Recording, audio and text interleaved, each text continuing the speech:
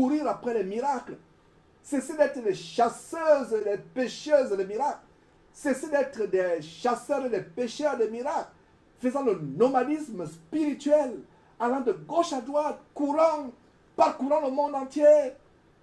Comme cet abominable type de choix qui a mené les gens à l'idolâtrer. Et j'ai exposé quelqu'un ici à Houston, pourtant un homme de bien, un homme bien, vraiment tellement aimable, mais qui est aveuglé par type de choix.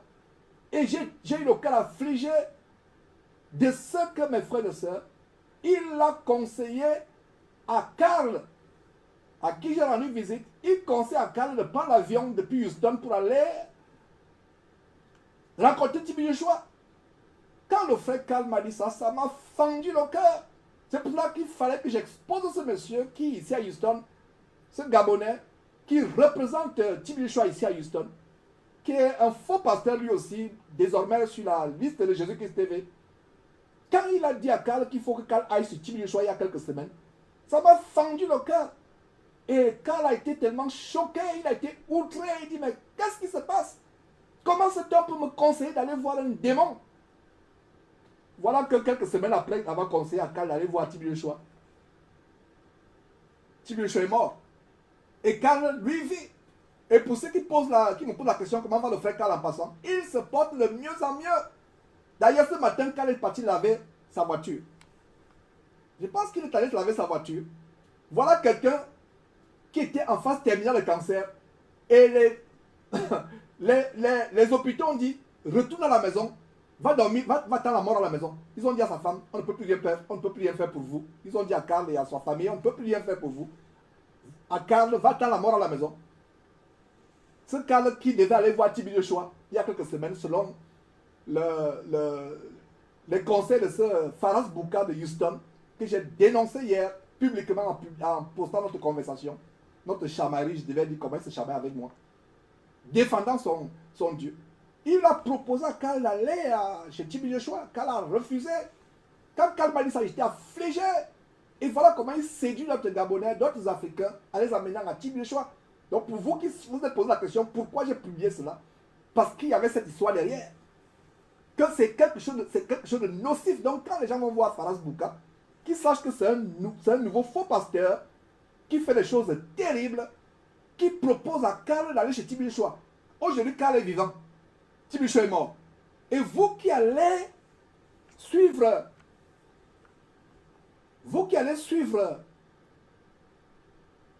ces passages à travers le monde, vous qui avez déjà acheté le billet d'avion, au moment où je vous parle, il y a les gens qui ont réservé les places dans les avions, qui ont acheté les billets d'avion, qui ont réservé le temps du Nigeria à Lagos pour aller voir Tibi Joshua. Vous pouvez comprendre mon sourire. Vous pouvez comprendre mon sourire. Tibi Joshua est mort. Carl vit. Les médecins ont dit que Carl avait quelques secondes ou quelques minutes pour vivre, qu'il attend la mort à la maison. Voilà. Près d'un mois après d'avoir rendu visite à Carl, et pour ceux qui ne le savent pas, nous hébergeons la famille de Carl et nous allons faire peut-être pour plusieurs semaines, plusieurs mois même, pour qu'il puisse se rétablir et pour qu'il vive vraiment dans une autre famille chrétienne. Et ce Carl qu'on avait dit à la maison, ce matin, il aurait pu peut-être être au studio avec nous, mais il a dit, je m'en vais laver ma voiture. Déjà quand il a voyagé depuis Lubbock, c'est lui qui a conduit. 8 heures de route Carl a conduit. Après qu'on lui ait rendu visite, le frère Jean-Charles et moi, on lui a rendu visite. On a passé des temps de combat spirituel, le vrai combat, pas le combat de Maman Olangui, le combat avec le pouvoir de sirène, mais le combat avec le nom de Jésus-Christ. Une semaine après, Carl prend la route. Il vient ici à Houston, 8 heures, c'est lui qui a conduit. Et ce matin, le voilà qui est parti laver sa voiture. Mes frères, parlez-moi de la puissance de Dieu. Voilà la puissance. Je lis comment Esther de la Côte d'Ivoire qui dit Alléluia, Alléluia. Frère Georges, quelle très bonne nouvelle. Jésus-Christ est Seigneur. Amen, amen, amen. Amen, Esther. Voilà la puissance de Dieu. Donc vous comprenez pourquoi j'ouvre cette parenthèse pour exposer ce Faras. Je l'ai exposé, ça m'a fait tellement mal, mes frères. C'est pour ça que je l'ai exposé. Carl vit maintenant. Tibi Joshua, qui l'a envoyé. C'est qui l'a envoyé, Carl? Tibi Joshua est mort. J'espère que vous comprenez. J'espère que Pharas et sa famille, en écoutant cette portion de cet enseignement, que je vais expressément leur envoyer, comprenons que vraiment, c'est une folie de se confier à un homme. C'est une folie de se confier à un homme. Et ce Pharas d'ailleurs, il m'a encore écrit ce matin. Il me dit, il m'envoie une vidéo, on dit Celebration Ceremony of Tibi Joshua. Celebration Ceremony of Tibi Joshua. Waouh! J'ai été choqué. Et je lui ai répondu. Je voulais ne pas lui répondre. Il a dit non, il faut éviter, il faut laisser ça. Ça va pas. Mais non, je ne pouvais pas, frère et sœur. Je lui ai répondu dit que maintenant, ce n'est plus Jésus qu'est-ce que vous célébrez dans votre vie. Je l'ai écrit en anglais. Puisque nous parlons généralement anglais ici aux États-Unis, malgré qu'il est francophone comme moi. Donc, je lui ai écrit en anglais, mais je vous dis ce que je lui ai écrit en anglais en français. Donc, ce n'est plus Jésus qu'est-ce que tu célèbres dans ta vie, mais tu vas maintenant célébrer le cadavre d'un pasteur sorcier. Incroyable. Quel aveuglement. Et j'ai terminé en disant, God have mercy. Donc, voilà mes frères et sœurs. Et ma prière, c'est que Pharas et sa famille aient les yeux ouverts. Aient les yeux ouverts. Ma prière, c'est qu'ils aient les yeux ouverts. Je vais continuer à dénoncer. Et pour moi, Pharas fait partie des faux pasteurs de Houston. Peut-être qu'il est Gabonais comme moi, mais il n'y a plus question de Gabonais. Il n'y a plus question de Gabonais en Jésus-Christ. En Jésus-Christ, il n'y a plus question de Gabonais. Donc, que de tels hommes se repentent. Non seulement Pharas, son épouse et tous les faux frères qui sont séduits par Pharas. Et il a fait des dégâts. Et cette influence même, c'est tant même sur certaines personnes avec qui nous avons prié ici. Dans l'église de maison de votre frère George à Houston. L'influence de Pharas. Je veux dire l'influence de Tibi Joshua. Donc nous sommes en guerre. Donc pour vous qui n'avez pas compris pourquoi j'ai publié notre conversation, notre chamaillerie, disons sa chamaillerie, voilà les détails derrière. Rien ne restera caché. Rien ne restera caché. Et comme dit Don Diego sur YouTube, Jérémie chapitre 17, verset 5, ainsi parle l'Éternel, maudit soit l'homme qui se confie à un homme. Quelqu'un, ils ont une cérémonie de célébration de Tibi Joshua. Incroyable. Donc je lui ai répondu, vous ne célébrez pas Jésus qui est dans votre vie. C'est un mort, un cadavre, un corpse. J'aime comment on dit en anglais, un corpse. C'est un cadavre d'un sorcier pasteur mort, vampireux mort, que vous allez célébrer. Continuez à le célébrer. J'espère que Pharas va se repentir. Pharas, je l'aime bien. Et ce Pharas, il est sympathique comme... Je vous assure que si vous connaissez Pharas, vous me reprocherez de l'avoir dénoncé. Mais ce n'est pas Pharas que je dénonce. Il est tellement sympathique, il est tellement calme comme monsieur. Mais j'ai compris que c'est les démons de Tibi Joshua qui sont emportés dans son cœur, qui sont emportés dans le cœur de sa femme. C'est les démons qui bougent dans leur vie. Les démons de Tibi Joshua qui bougent. C'est-à-dire quelqu'un qui était calme, sa femme qui était calme, les démons bougent tellement dans leur cœur que ça les secoue. Ils commencent à se chamailler. Et en ce qui me concerne, et il concerne mon épouse, nous comprenons que ce sont les démons. Ce sont des gens bien. Et nous continuons à prier pour eux. On n'a pas de problème contre Pharas, son épouse. Mais ils entraînent les gens en enfer avec le sorcier Tibi Joshua. Eux-mêmes, ils ne savent pas. Comment tu peux voir dans ta maison les photos de Tibi Joshua? C'est pour cela que je ne pouvais pas aller. Je ne pouvais plus. Quand je me suis rappelé que Pharas a la photo de Tibi Joshua dans sa maison, il dit je ne peux pas mettre pied sur lui. Je ne peux pas, il m'a invité dernièrement à son mariage, je ne suis pas parti. Expressement. C'est vrai qu'on n'avait pas le temps, mais je lui ai dit non. Moi, je ne vais pas dans les endroits mondains où on va voir les femmes habillées nues ou je ne sais pas quoi. Je ne suis pas parti. C'est pour vous dire que nous avons des bons rapports.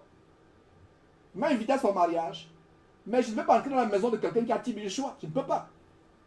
Vous prenez les stickers, les images de Tibi Joshua, vous appliquez là où vous avez mal au corps. Soit disant ça va vous guérir. Ça, c'est quelle idolâtrie ça? Si vous avez des mauvais rêves, collez l'image, le sticker, l'image de Tibi Joshua sur l'oreiller. les mauvais rêves vont partir. Au contraire, c'est là où ils viennent bien vous envoûter la nuit. Mettez le sticker au volant ou sur la pare-brise. Quand vous conduisez, votre voiture n'aura pas d'accident. C'est à ce point où l'idolâtrie est arrivée. C'est à ce point où l'idolâtrie est arrivée, mes frères et sœurs. C'est à ce point où l'idolâtrie est arrivée. Donc, je ferme la parenthèse pour dire que n'aie pas peur du sorcier. N'aie pas peur de la sorcière. N'aie pas peur des démons. N'aie pas peur des faux pasteurs. N'aie pas peur des rosicruciens, des francs-maçons. Si moi j'avais peur, mes frères et sœurs, je ne serais pas en vie. J'ai confiance. Et j'ai ouvert cette grande parenthèse, mes frères et sœurs, que Dieu m'inspire pour tirer les choses au clair et aussi pour vous encourager en vous disant, ne mettez pas votre confiance à un homme. Ne mettez pas votre confiance à un homme. Voilà. Comme Esther écrit, commentaire, Pharas idolâtre, repens-toi. Et ma prière, c'est qu'il se repente. Qu'il se repente. Nous l'aimons bien. Et je peux te dire, Pharas, je t'aime. Tu es quelqu'un de bien. Une âme qui va en enfer. Un homme tellement intelligent, Pharas. Il est en train de faire des études merveilleuses. D'ailleurs, il m'a contacté il y a quelques jours pour que je puisse lui donner des conseils par rapport aux études. Puisque moi-même, j'ai eu mon doctorat ici. Il m'a appelé. J'apprécie cela. Est-ce que faire les études, c'est mauvais? C'est pour vous dire à quel point Pharas et moi nous sommes liés. J'ai du respect, la compassion pour lui. J'ai du respect, la compassion pour lui. Mais il est envoûté par Tibi Yeshua. Donc Pharas, ce n'est pas toi que j'en veux. Je n'ai rien contre toi, contre ta femme. Mais je veux non seulement te ramener à l'ordre publiquement, mais aussi protéger les gens que vous voulez entraîner en enfer. Comme Karl, à qui vous avez conseillé d'aller se faire guérir par Tibi Yeshua. Karl aujourd'hui est en bonne santé. Il est parti laver la voiture. Il se balade. Hier, il était au restaurant avec les enfants. Mes frères et sœurs. Il ne mangeait pas. Karl mange maintenant tout ce qu'il voit, il mange. Il se récupère le temps perdu. L'embonpoint en train de revenir. La bonne mine en train de revenir. Voilà Tibi Yeshua qui est en train de pourrir. Ça veut dire que même son corps a disparu. On ne sait même pas où est son corps actuellement. Mes frères et sœurs, Georges, revenons sur la parole de Dieu. Mais cette parenthèse avait lieu d'être pour que Pharas comprenne. Je t'aime. Je parle de toi publiquement. Je mets une parenthèse à cet enseignement public. Tu es venu chez moi, je ne sais pas, une, deux fois. Je suis venu chez toi. Mais quand j'ai vu Tibi Yeshua chez toi, pour moi, je ne pouvais plus revenir. Quand je me suis rendu compte que tu es toujours à Tibi Yeshua. Ils ont même les chaînes de Tibi Yeshua. Autour des reins, autour du cou, autour de la cheville. Des boucles d'oreilles avec les figures de Tibi Yeshua. Quand tu vois la photo de profil de WhatsApp, c'est la carte de membre de l'abomination Tibi Yeshua. Incroyable. Incroyable. Ils entraînent beaucoup de personnes en enfer. Et Pharas, qui est maintenant le représentant de Tibi Yeshua à Houston, pour moi, malheureusement, cet ami est devenu un faux pasteur sur Jésus-Christ TV. Je suis désolé. Et le jour où il va se repentir, parce que je crois que Pharas et son épouse vont se repentir, le jour où il va se repentir, lui et moi on fera une vidéo de repentance et d'action de grâce. Je suis sûr qu'il va se repentir. Je suis sûr qu'il va se repentir. Je suis sûr qu'il va se repentir.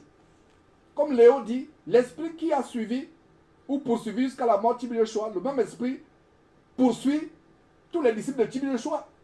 Terrible. Et toute personne qui a soi-disant été guérie par Tibi Yeshua, toute personne qui a soi-disant reçu la délivrance de Tibi Yeshua, est sous la malédiction de Tibi Yeshua. Que ce soit Pharas, sa femme, sa famille, que ce soit toutes les personnes qui ont été séduites. Quand Pharas m'a parlé, quand Karl me dit comment Pharas le conseille d'aller au Nigeria, comment Karl a été outré, moi-même j'étais, oh là là, j'étais outré.